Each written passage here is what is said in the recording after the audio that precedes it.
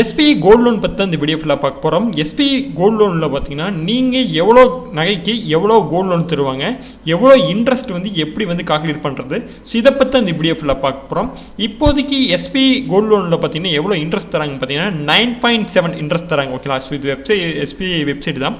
So இதில் பார்த்தீங்கன்னா 9.7 interest தராங்க.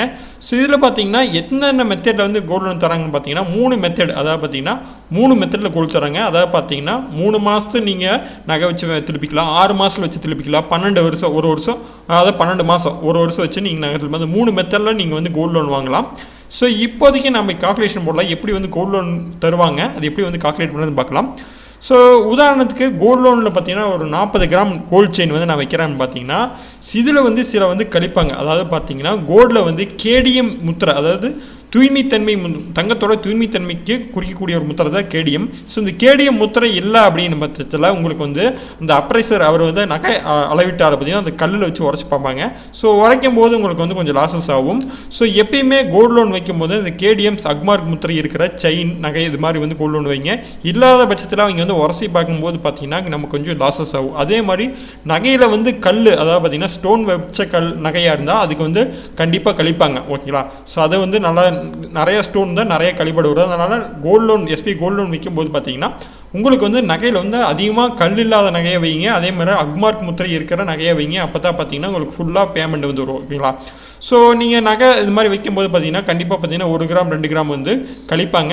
அதாவது கல் வச்சதுக்கு கேடிஎம் இல்லாததுக்கு இது மாதிரி பார்த்தீங்கன்னா நகை வந்து அதில் வந்து 4 கிராம் 5 கிராம் 7 கிராம் வரைக்கும் கழிப்பாங்க. ஓகேங்களா, ஸோ பொதுவாக ஒரு நீங்கள் நகை வைக்கிறனாலே ஒரு 2 கிராம் 1 கிராம் வந்து கழிப்பாங்க. ஸோ நான் வந்து 40 கிராம் வச்சேன்.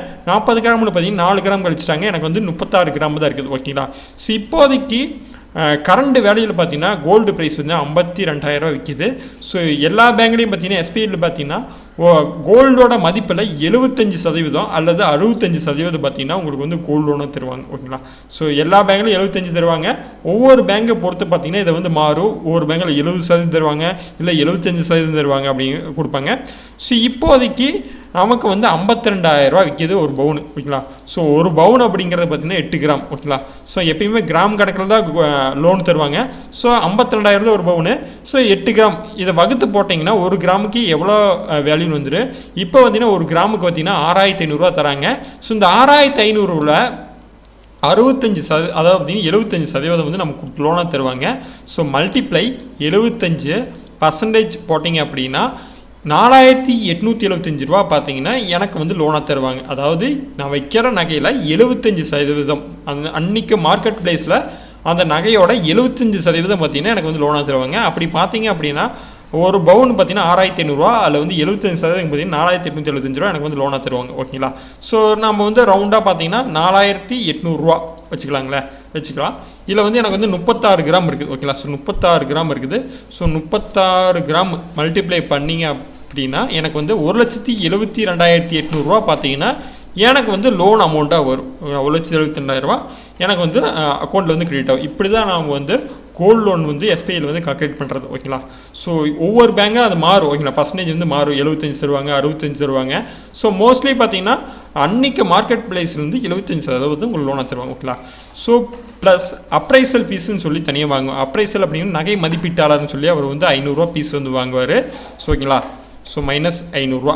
ஓகேங்களா, ஸோ அதுக்கப்புறம் பார்த்தீங்கன்னா ஜிஎஸ்டி ஒரு 300 போவாங்க. ஓகேங்களா, ஸோ போட்டிங்க அப்படின்னா 1,72,000 பார்த்தீங்கன்னா உங்கள் அக்கௌண்ட்டில் வந்து கிரெடிட் ஆகும். ஓகேங்களா, ஸோ இப்போதைக்கு எஸ்பிஐயில் பார்த்தீங்கன்னா உங்களுக்கு பார்த்தீங்கன்னா ரேட் ஆஃப் இன்ட்ரெஸ்ட் பார்த்தீங்கன்னா 9.7 இன்ட்ரெஸ்ட். ஓகேங்களா, கோல்டு லோனுக்கு வந்து 9 இன்ட்ரெஸ்ட் தராங்க. ஸோ 1,72,000 ஓகேங்களா, 1,72,000 கால்குலேட்டரில் போட்டு இதில் வந்து 9.7. ஓகேங்களா, ஸோ மல்டிப்ளை 9.7% சிம்பிள் போட்டிங்க கொடுத்தீங்கன்னா எனக்கு வந்து இன்ட்ரெஸ்ட் வந்து வந்துடும். 16,684 ரூபா ஒரு வருஷத்துக்கான இன்ட்ரெஸ்ட் வந்து எனக்கு வந்து கொடுப்பாங்க. ஓகே, ஸோ இதுதான் வந்து கோல்டு லோன் வந்து இன்ட்ரெஸ்ட் வந்து கால்குலேட் பண்ணுறது. ஸோ கோல்டு லோனும் பார்த்தீங்கன்னா உங்களுக்கு வந்து இது மாதிரி தான் பார்த்தீங்கன்னா லோனும் தருவாங்க. ஓகேங்களா, ஸோ இந்த வீடியோ உங்களுக்கு பிடிச்சிருந்தா மறக்காமல் லைக் பண்ணுங்கள், ஷேர் பண்ணுங்கள், சப்ஸ்கிரைப் பண்ணிக்கங்க. தேங்க்ஸ் ஃபார் வாட்சிங்.